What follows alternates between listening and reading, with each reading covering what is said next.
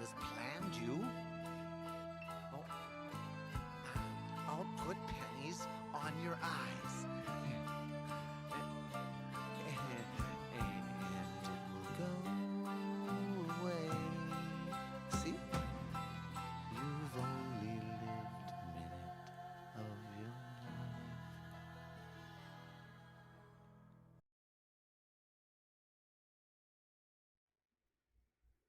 In December, I was at my local Walmart, a large warehouse-style supermarket popular among the lower middle class in the United States. I was there to buy a few things to eat for the cold, blustery nights ahead, maybe a Stouffer's lasagna or some hot dogs, preferably all beef. I only get the beef ones because I don't like pig buttholes and chicken feet for a meal. I was walking down the frozen aisle, and next to the very affordable Michelina's frozen dinners was a large round globe colored yellow and brown.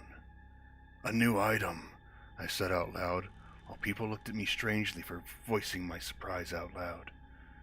The odd blob had a big red sticker with yellow text saying "Fresh" in all caps, perfect for me on my diet of only fresh foods at the time. I noticed another sticker.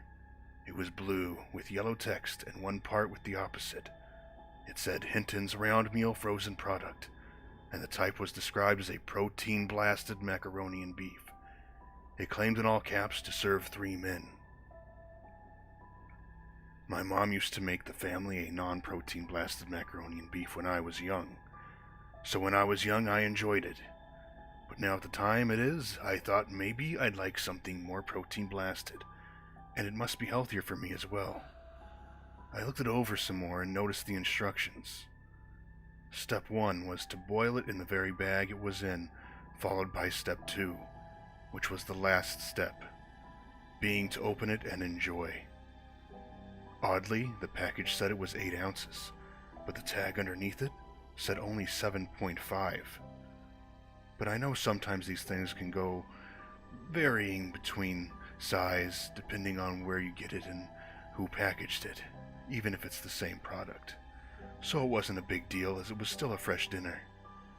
I grabbed the frozen ball of hopefully delicious nature and placed it in my cart alongside 3 cases of Faygo, 2 Red Pop and 1 Moon Mist, though my favorite is Firework, but they don't sell those after summer, and placed it on top of a bag of Cheetos that I heard crush and crunch beneath the beastly ball. When I got to the checkout, an old man was my cashier. When he saw the round meal, he hesitated, but then excitement on his face. He pointed out something on the sticker. "Look here, you could win a visit from Davis." I noticed now when he pointed at it. It was like below the macaroni and beef, and I just assumed it was the logo again, which was just some guy. But then I realized it was a much younger guy with black, long hair. He had a speech bubble like my favorite comic book, Spider-Man, and it said, "I'll come to you." I didn't think much of it at the time. Who is Davis anyway? While driving home, I couldn't stop thinking about what it would be like to win something as big as Davis coming to visit me, as I was always a loser, now as a 28-year-old incel posting on 4chan's advice board, wondering why women did not want to have sex with me even though I lift 3 hours a day, diet so hard, and avoid self-pleasure. All the keys to success, I was told, by a bald, mixed-race man over the internet. But now I could finally win something. A visit from Davis. I wondered what Davis would be like. He seemed very stern in the photograph, but I'm sure he's a nice man. Once I got home and put the Faygo away, including 1 case in my refrigerator for later, to drink with the round meal, I started boiling the bag, noticing Davis's face beginning to warp from the heat.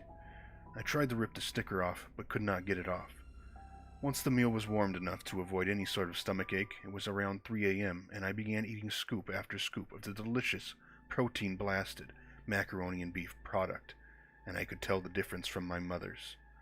When I finished all 8 ounces, I could see the bottom of the sticker under the leftover golden liquid. It was the back of Davis's head and had the rules.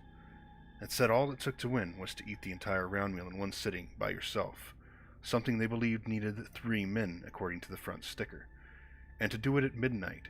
By now it was a little near something like 12:30 in the morning or something, because of how long it took to boil the bag. How would they know? I thought to myself.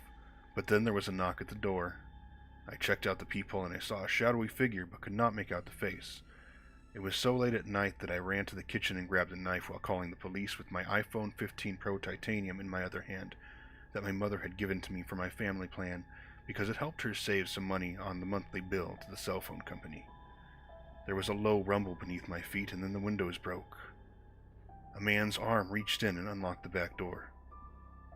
I tried stabbing at it, but he didn't seem to notice, and no blood came from the cuts.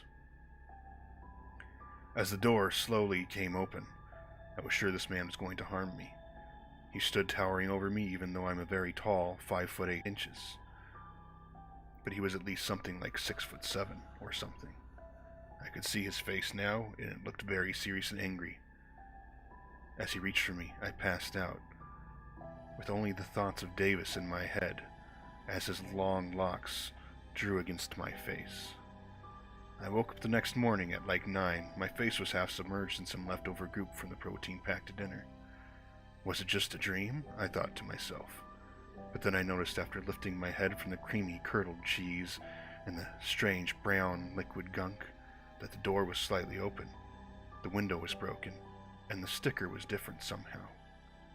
It still let me know it was a protein-blasted macaroni and beef for 3 men. The instructions were clear, it was still 8 ounces.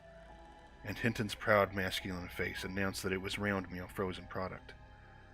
But Davis's face was gone.